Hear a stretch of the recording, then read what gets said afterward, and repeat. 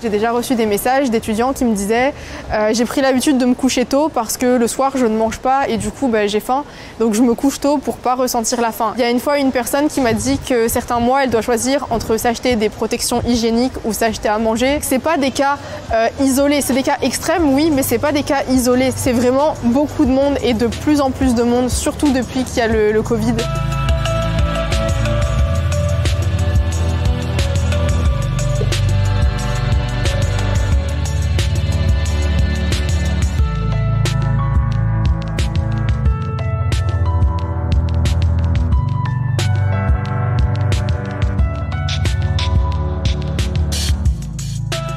On a tous en tête, je pense, ces images des files d'étudiants qui attendaient des distributions alimentaires et c'est quand même une image qui est dramatique en fait quand on sait qu'on est dans un des pays les plus riches du monde. C'est un petit peu étrange ce que je vais dire, mais pour moi, la nourriture, c'est pas juste la nourriture, c'est énormément d'autres problématiques autour. J'avais pas juste envie de créer un simple site de recettes, j'avais envie de créer plutôt un outil qui permet de s'alléger un petit peu de toute la charge qui peut être liée au repas parce que, notamment quand on est étudiant et surtout quand on a peu d'argent, c'est beaucoup de charges.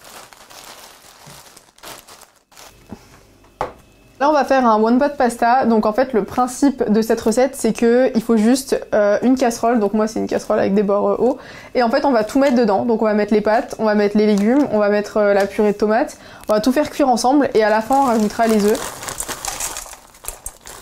C'est vraiment pour moi le plat étudiant par excellence parce qu'il y a besoin que d'une casserole, que d'une seule plaque et c'est vraiment n'importe quelle personne débutante en cuisine peut le faire et ça marche avec absolument tout ce que vous avez dans votre frigo en fait. Maximum dans 15 minutes c'est fait. Moi j'ai été étudiante en psycho mais j'ai fait un décrochage scolaire. Et donc pendant le premier confinement j'ai arrêté les études et à ce moment-là, le fait en plus d'être confinée, comme beaucoup de gens, je me suis mise à cuisiner plus. Et donc je m'étais créé un premier compte Instagram où je partageais des recettes et c'était du coup mes recettes habituelles, donc vraiment faciles, rapides, adaptées aux étudiants. Et ça a eu un petit succès en fait, donc j'ai continué pendant quelques mois. Je m'attendais pas à ce que ça ait vraiment du succès.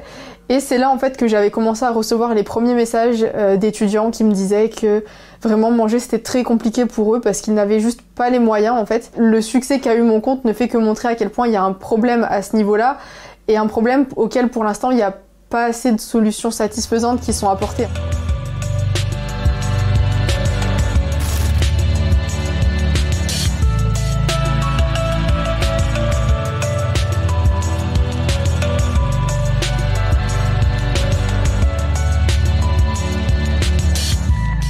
Il y a eu beaucoup d'étudiants qui ont posté des photos de leur repas à 1 € sur Twitter et on pouvait voir qu'il y avait une grosse inégalité selon les établissements. On a vu par exemple une étudiante qui avait montré un sandwich, c'était littéralement un morceau de baguette avec peut-être 2 tranches d'emmental. Je trouve que cette initiative elle aurait dû être encouragée et être améliorée en fait, visée à faire en sorte que peut-être travailler avec des nutritionnistes pour que le repas à 1 € soit vraiment pensé pour couvrir les besoins réels des étudiants.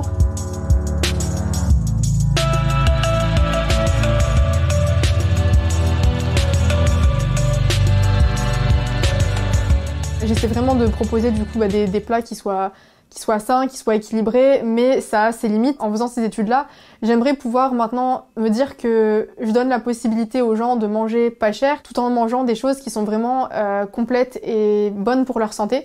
Sur Instagram, tu vas le mettre dans une assiette et tout pour que ça fasse beau, alors que dans les faits, tu le manges dans la casserole parce que flemme d'avoir un truc à laver, tu vois.